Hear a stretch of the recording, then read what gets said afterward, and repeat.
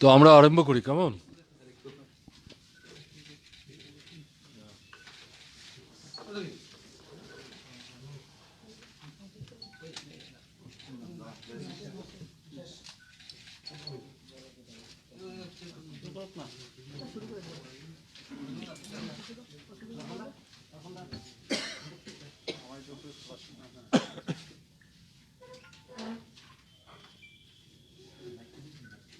ঠিক আছে, তোমরা বসে যাও না, বসে যাও না, বসে যাও।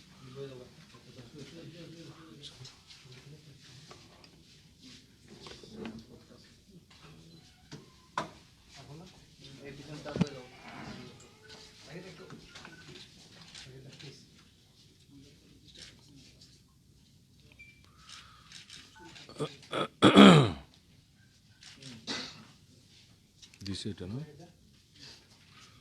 ঠিক আছে, আমরা আরম্ভ করছি।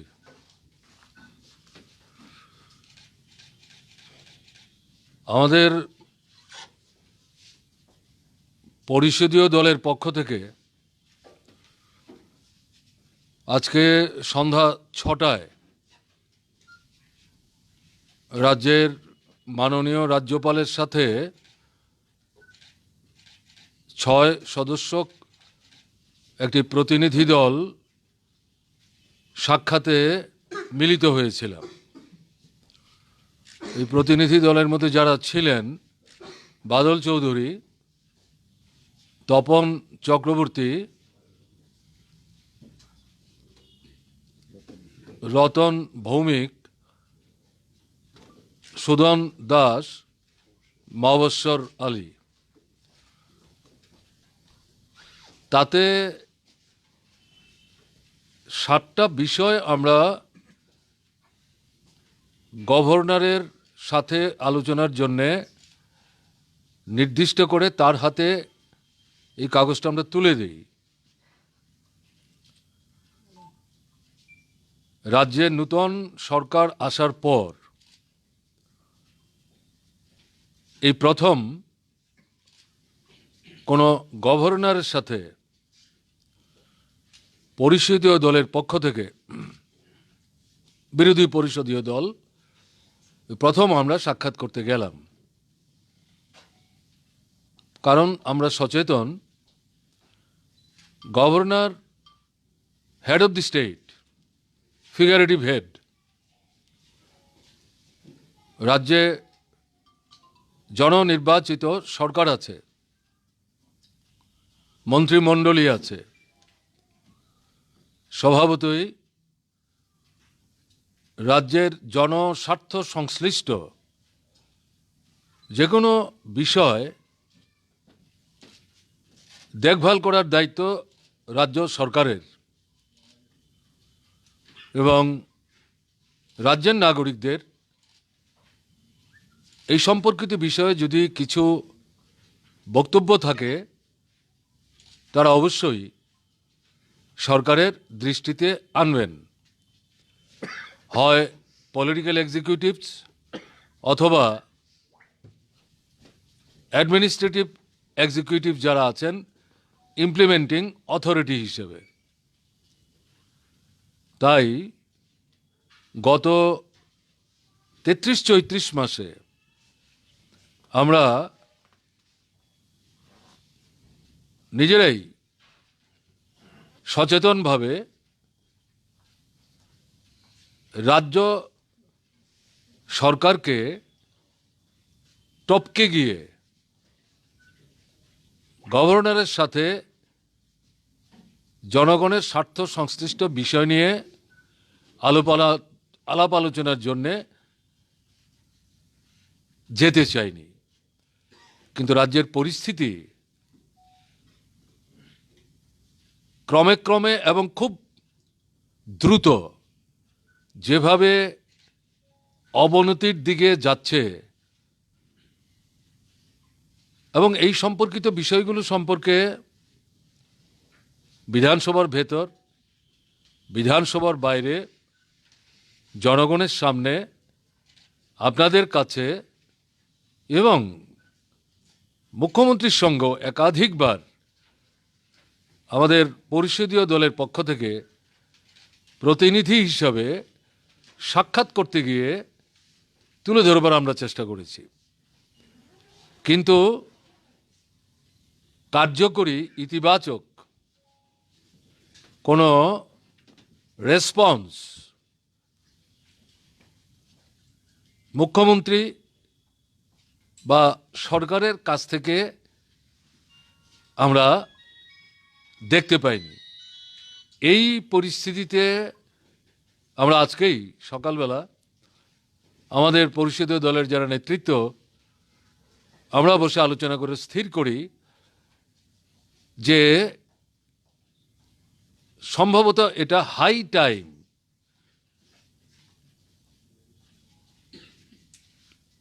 Leader of the state, governor, তার কাছে যাওয়া এবং সমস্যাগুলি তুলে ধরা এবং তার ইন্টারভেনশন সলিসিট করা।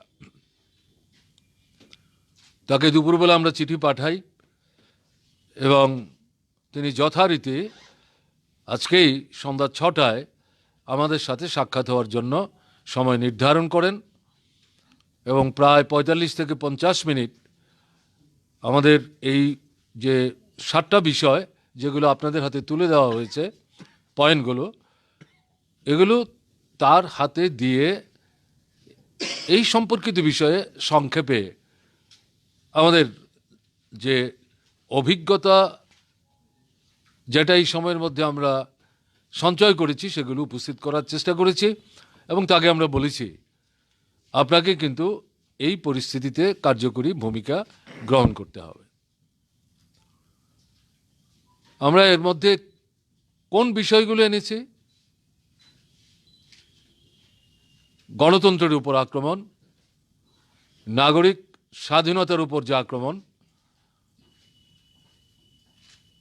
এটা তো ঘটেই চলেছে শুরু থেকে। এই সম্পর্কে তার দৃষ্টি আকর্ষণ করে এটা অবিলম্বে বন্ধ করা দরকার, এই অভিপ্রায় নিয়ে এই বিষয়টিকে আমরা উল্লেখ করার চেষ্টা করেছি।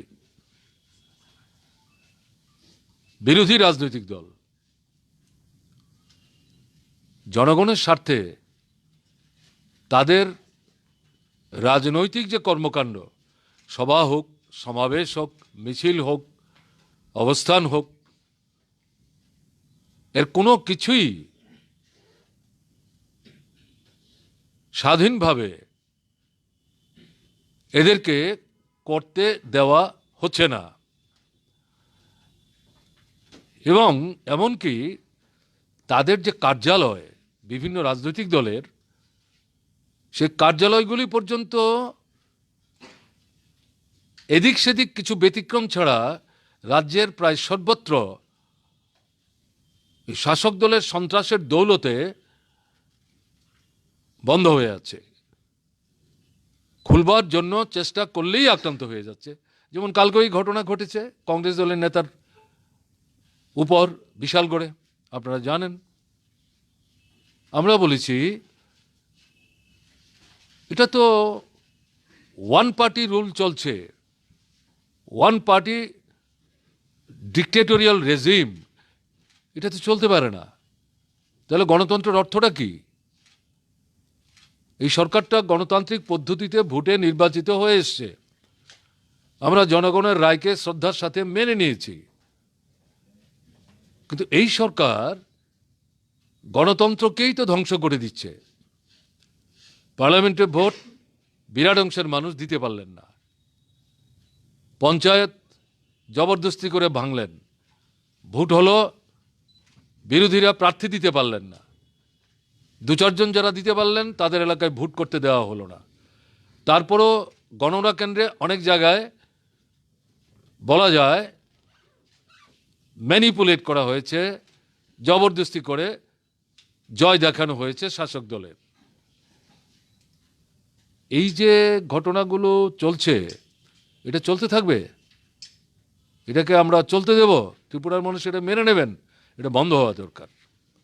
ওয়ান পার্টি রুল না, ডিক্টেটোরিয়াল রুল না, এই যে ফেসিস্টিক অ্যাটিটিউড, এটা বন্ধ হওয়া দরকার।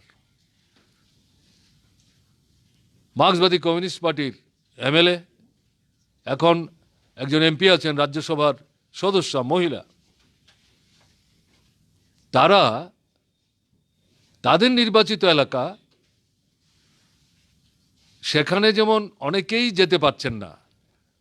এমএলএ একটা এলাকা থেকে নির্বাচিত হবেন, নির্বাচিত হয়ে যাওয়ার পর তিনি কিন্তু রাজ্য বিধানসভার সদস্য হিসাবে রাজ্যের সর্বত্রই তাকে যেতে হবে। মানুষের ডাকে, মানুষের প্রয়োজনে, মানুষের সমস্যায় কথা বলতে হবে। মানুষ চান তাদের সঙ্গে কথা বলতে, কিন্তু এদেরকে স্বাধীনভাবে ফ্রিলি মুভ করতে দেওয়া হচ্ছে না। আলোচনা করতে গিয়ে গভর্নর সাহেবকে বললাম যে আমরা তথ্যের বোঝা বাড়াতে চাইনি, ফলে ডিটেইলে যাচ্ছি না, তবু আপনার বোঝার সুবিধার জন্য আমরা উল্লেখ করছি। বাদল চৌধুরী, বিশেষ করে তার যে বিধানসভা এলাকা এবং বিলোনিয়া শান্তিরবাজার মহকুমা, প্রায় 9 থেকে 11 বার তিনি বাধাপ্রাপ্ত হয়েছেন। এলাকায় ঢুকতে দেওয়া হচ্ছে না তাকে। কভারের এমএলএ তিনি। রতন ভৌমিক 9 বার আক্রান্ত হয়েছেন, এলাকায় ঢুকতে দেওয়া হচ্ছে না। ফিজিক্যালি প্রায় 3 বার আক্রান্ত হয়েছেন। সুদন দাস 11 থেকে 12 বার আক্রান্ত হয়েছেন, বাধাপ্রাপ্ত হচ্ছেন, বাড়িতে আক্রান্ত হচ্ছেন শহীদ দিবস পালন করতে গিয়ে। বিরোধী দলের নেতা বিধায়কদের নিয়ে পুলিশকে আগাম জানান দিয়ে সমস্যা পীড়িত মানুষ, ক্ষুধার্ত মানুষ, অনাহার মৃত্যু ঘটেছে যে গ্রাম, কাজ নাই খাদ্য নাই বলে যে মানুষরা সীমান্ত অতিক্রম করে বাংলাদেশের গভীর বনাঞ্চলে সেখানে বনজ সম্পদ সংগ্রহ করে এনে বিক্রি করে বেঁচে থাকবার চেষ্টা করছে, এই তথ্যাদি সংগ্রহ করা, মানুষের সাথে মিলিত হওয়ার জন্যে যাওয়ার যে চেষ্টা করেছেন, আক্রান্ত মানুষ, খুন হয়ে যাওয়া পরিবার, তাদের সাথে দেখা করতে গিয়ে প্রায় 15 থেকে 16 বার বাধার সম্মুখীন হয়েছেন। আমাদের বিধায়ক ইসলাম উদ্দিন ধর্মনগরের 3 বার, 2 বার বাড়িতে, 1 বার পার্টি বিষে আক্রান্ত হয়েছেন। ভানুলাল সাহা বরিষ্ঠ বিধায়ক ফিজিক্যালি অ্যাটাকড হয়ে গেছেন তার বিধানসভা কেন্দ্রে। নগর পঞ্চায়েতের ভোটের সময় ভোট দিতে গেছেন, ভোট দিয়ে বুথের পাশে বসে আছেন, সেখানে গিয়ে তাকে আক্রমণ করে দিল। লোকসভার ভোটে প্রার্থীর সপক্ষে বক্তৃতা করতে গিয়ে বিশ্রামগঞ্জে আক্রান্ত হলেন। এগুলো বলে আপনাদের ভারাক্রান্ত করতে চাইছি না, এগুলো আপনারা জানেন। অনেকের পত্রিকা প্রচার মাধ্যমে আপনারা এগুলো জনগণের জ্ঞাতার্থে প্রচারের ভূমিকা নিয়েছেন। তো এগুলো আমরা গভর্নরের দৃষ্টি আকর্ষণ করে জিজ্ঞাসা করি, তাহলে জননির্বাচিত প্রতিনিধিরাই যদি এভাবে প্রতিনিয়ত বাধাপ্রাপ্ত হন, প্রতিহত হন, তাহলে গণতন্ত্রের থাকলোটা কি? এটা তো আপনাকে দেখতে হবে। বিরোধী দলের নেতা, সংগঠক, কর্মী, তারা আক্রান্ত হচ্ছেন। এর মধ্যে 17 থেকে 18 জন খুন হয়ে গেছেন, দৈহিকভাবে আক্রান্ত হয়েছেন শত শত। একটা অংশ হাসপাতালে চিকিৎসা নেবার জন্যে ভর্তিই হতে পারেনি, আরেকবার আক্রান্ত হতে পারেন। এর মধ্যে যারা থানায় গিয়ে কিছু কিছু মামলা রুজু করেছেন, তাদের একাংশের উপর আবার চাপ সৃষ্টি করেছে হামলাকারীরা, মামলা তুলে নিতে হবে, না হলে জানে নাকি খতম করে দেওয়া হবে। তো আমরা জিজ্ঞেস করলাম গভর্নর সাহেবকে যে এটা চলবে, চলতে দেবেন, চলতে পারে? আপনি যে প্রাউডলি বিধানসভার অধিবেশনে বছরে একবার ভাষণ দিতে গিয়ে শুরুই করেন আমার গভর্নমেন্ট বলে। এই কি আপনার গভর্নমেন্ট? এরকম গভর্নমেন্টের হেড আপনি? এতে আপনি সন্তুষ্ট? আমরা তো আপনার কাছে এটা বিনয়ের সাথে জানতে চাইছি। এখানে আমরা উল্লেখ করার চেষ্টা করেছি, প্রতিদিন রাস্তায় বেওয়ারিশ লাশ পাওয়া যাচ্ছে, পুরুষ মহিলা নির্বিশেষে। খুন এবং অস্বাভাবিক মৃত্যু কোনো কিনারা করতে পারছে না। আমরা উল্লেখ করতে গিয়ে বলেছি, গোটা তিনেক পুলিশ দুষ্কৃতকারীদের দুষ্কর্ম মোকাবেলা করার চেষ্টা করতে গিয়ে আক্রান্ত হয়েছেন, গাড়ি চাপা দিয়ে তাদেরকে মেরে ফেলা হয়েছে। কোনো কিনারা হয়নি এখন অবধি। মহিলাদের বিরুদ্ধে আক্রমণ, এটা টিনেজার এবং ওল্ড এজের যারা, কেউ বাদ যাচ্ছেন না। প্রতি সপ্তাহে এরকম ঘটনা সংবাদপত্রে আপনাদের প্রচার মাধ্যমে আসছে।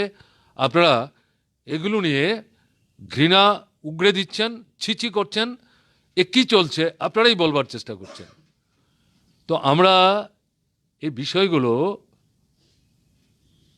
গভর্নর সাহেবের দৃষ্টি আকর্ষণ করেছি।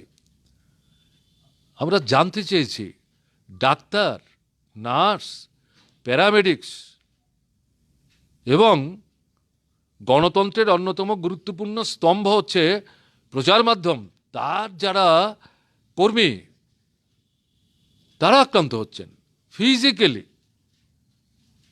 তাহলে এটা কি শাসন? এ তো জঙ্গলের শাসন চলছে।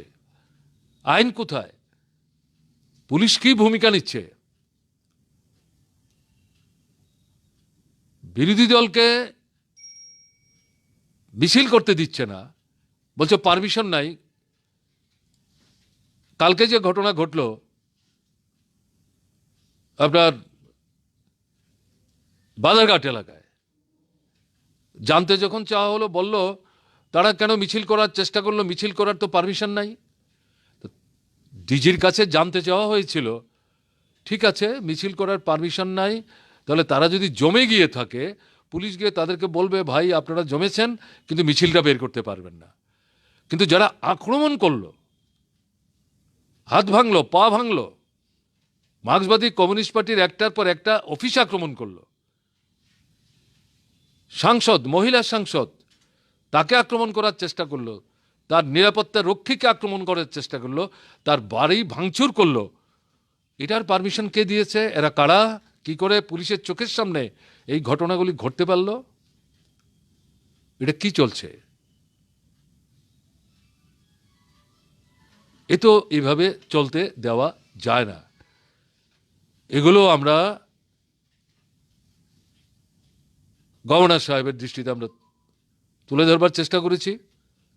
আমরা তো দেখলাম তিনি অত্যন্ত আন্তরিকতার সাথে মনোযোগ দিয়ে আমাদের কথাগুলি শুনেছেন এবং তিনি নিজে থেকেই বললেন যে আমি মুখ্যমন্ত্রী এবং পুলিশের যিনি ডাইরেক্টর জেনারেল তাদের সাথে বসবো। এবং তিনি এক্সপ্রেস করছিলেন অল্প কথায় যে এটা তো হওয়া উচিত না, এটা চলতে পারে না, চলতে দেওয়া যায় না, কিছু পদক্ষেপ নিতে হবে।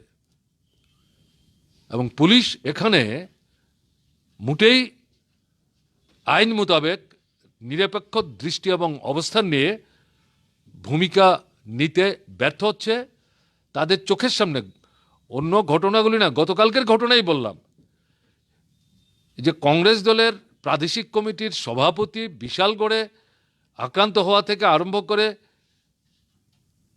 রাজ্যসভার সাংসদ ঝর্ণা দাস তার বাড়ির আক্রমণ পর্যন্ত সারা দিন ধরে যে ঘটনাগুলি চলল সব তো পুলিশের চোখের সামনে। অথচ এই পুলিশ এখানে পুলিশ সপ্তাহের আড়ম্বরপূর্ণ অনুষ্ঠান করছেন। কালকে ডাইরেক্টর জেনারেল অফ পুলিশ তার বাড়িতে সান্ধ্য ভোজের ব্যবস্থা ছিল। ঠিক আছে, এগুলো পার্ট অফ দি প্রোগ্রাম। তো পুলিশের তো বোধের মধ্যেই নাই। তারা যখন একদিকে উৎসব করছেন, আরেকদিকে তাদের চোখের সামনে এই গণতন্ত্রের নিধন যজ্ঞ ঘটে চলেছে। আমি জানি না, আমাদের বুঝতে অসুবিধা হচ্ছে যে এদের উপলব্ধির মধ্যে এটা আসবে কিনা।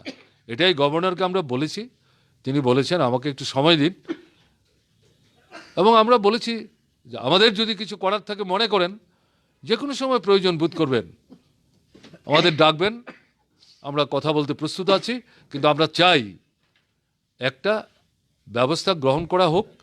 একদলীয় শাসন চলতে পারে না, সংবিধান আছে, গণতন্ত্র আছে, এভাবে চলতে দেওয়া যায় না। সরকার তো আমরাও চালিয়েছি, বিরোধী দলকে এভাবে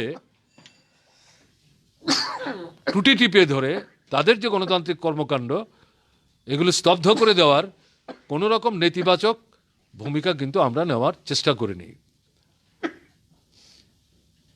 কাজেই আমরা আশা করব আপনাকে এই মর্মে প্রয়োজনীয় কার্যকরী উদ্যোগ গ্রহণ করবেন, সরকারকে পরামর্শ দেবেন, এবং যাতে এই অবস্থা থেকে আমরা বেরিয়ে আসতে পারি তার ব্যবস্থা করবেন। এই বিষয়গুলো ওনার কাছে আমরা উপস্থিত করি এবং উনি বললেন ঠিক আছে, আমাকে একটু সময় দিন। এই হচ্ছে তার সাথে আমাদের যে আলোচনার মূল বিষয়বস্তু, সেগুলো আপনাদের সামনে আমাদের সবার পক্ষ থেকে আমি তুলে ধরলাম। যদি আপনাদের কারোর কিছু জিজ্ঞাসা থাকে আপনারা করতে পারেন, আমি চেষ্টা করব স্পষ্টীকরণ দেওয়ার।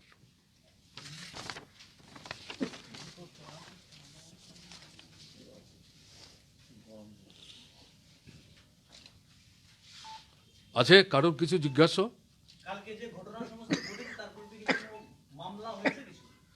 সেগুলো যেখানে ঘটনা হয়েছে তাদের সঙ্গে জিজ্ঞেস করুন, যোগাযোগ করুন।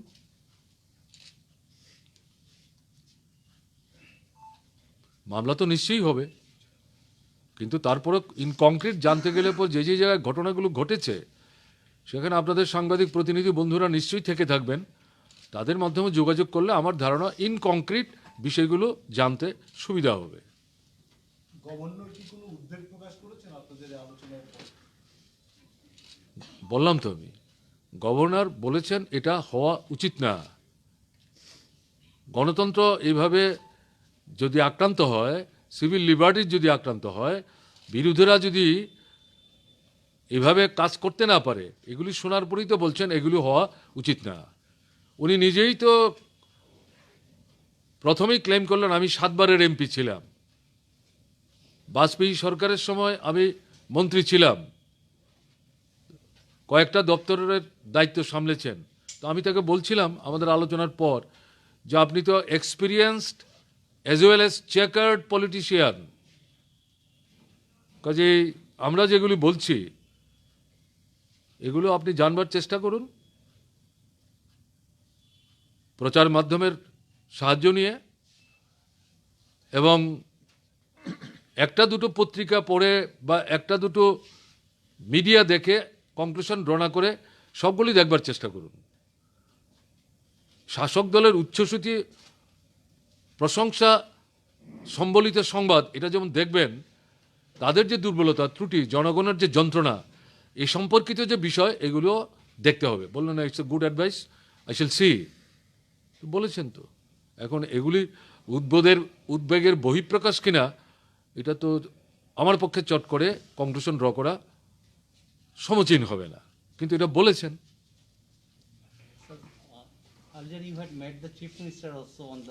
বলেছি এটা ওনাকে, এটা ওনাকে বলেছি যে কেন আপনার কাছে আসলাম, শুরুতে যেটা বললাম, বাধ্য হয়ে আপনার কাছে আসলাম, কারণ আপনাকে ডিস্টার্ব করা আমাদের ইচ্ছা ছিল না। আপনার সঙ্গে দেখা করার সুযোগ বছরে 2 বার হয়, একটা হচ্ছে 15ই আগস্ট আর হচ্ছে 26শে জানুয়ারি। আপনি নিমন্ত্রণ করলে লোক আসতে পারে, আর হচ্ছে অ্যাসেম্বলিতে বছরে 1 বার আপনি ভাষণ দেন, কেমন? তো এর বাইরে তো সরকার আছে, তার সঙ্গে আমরা কথা বলবো, কিন্তু আমরা তো কথা বলে দেখছি কিছু হচ্ছে না। আমাদের কথা বলতে যখন আমরা চাইছি, এদিক সেদিক সময় একটু বেশি নিলেও শেষ পর্যন্ত হয়তো কথা আমরা বলতে পারছি, তার জন্য পার্শ্ব করতে হচ্ছে। কিন্তু আমরা যাই বলে আসছি শুনছেন, কিন্তু পরবর্তী সময়ে কার্যকরী কোনো পদক্ষেপ তো নিচ্ছেন না, তার জন্য বাধ্য হয়ে আমাদের যেতে হলো।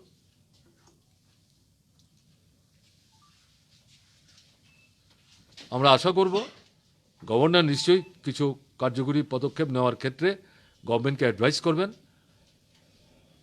কাল বাদে পরশু আমরা গভর্নরের কাছে এটা দিয়েই ক্ষান্ত থাকবো না।